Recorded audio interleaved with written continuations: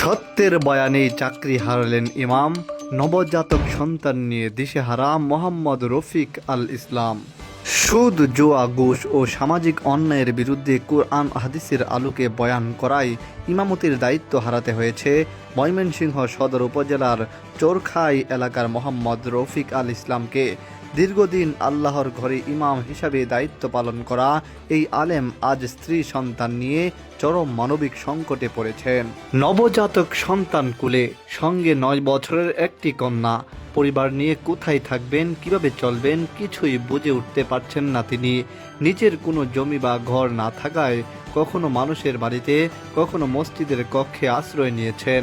তবে সব মসজিদে পরিবার নিয়ে থাকার ব্যবস্থা না থাকায় বাধ্য হয়ে অল্প বেতনের মধ্যেই ভাড়া বাসায় থাকতে হচ্ছে।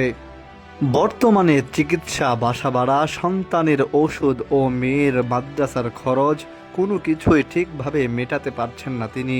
আরও দুঃখজনক বিষয় হলো মোহাম্মদ রফিক আল ইসলাম ও তার স্ত্রী দুজনেই অপারেশনের রোগী। নিয়মিত চিকিৎসা ও ঔষধের খরচ তাদের জন্য বড় বোঝা হয়ে দাঁড়িয়েছে। তিনি বলেন, আমি শুধু সত্যের কথা বলেছি, অনলাইন জুয়া, সুদ আর ঘুষের বিরুদ্ধে বয়ান করেছি। আজ সেই সত্য বলার কারণেই আমার ইমামতি নেই। পরিবার নিয়ে পুরোপুরি দিশেহারা হয়ে পড়েছি। কথা বলতে বলতে চোখ ভিজে ওঠে এই ইমামের। তিনি জানান, তার 9 বছরের মেয়েটি প্রায়ই জিজ্ঞাসা করে, আব্বা, আমাদের নিজের ঘর কবে হবে? এই প্রশ্নের কোনো উত্তর দিতে পারেন না তিনি। কণ্ঠ রুদ্ধ হয়ে আসে। নবজাতক ছেলেকে কোলে নিয়ে তার একটাই প্রশ্ন, আল্লাহ, আমি ওকে কি ভবিষ্যৎ দিতে পারবো? কোনো বিলাসিতা নয়, কোনো বড় চাওয়া নয়। মোহাম্মদ রফিক আল ইসলামের আকুতি শুধু একটি নিরাপদ আশ্রয়ের, 1 কাঠা বা আধা কাঠা জমির উপর একটি ছোট ঘর, যেখানে তিনি স্ত্রী সন্তান নিয়ে নিরাপদ থাকতে পারবেন। এটুকুই তার স্বপ্ন। তিনি বলেন, আমি শুধু চাই আমার সন্তানরা রাতে নিরাপদে ঘুমাতে পারুক, আর বেশি কিছু না। মানবিক এই সংকটে সামাজিক সহানুভূতিশীল মানুষদের সহায়তা কামনা করেছেন তিনি।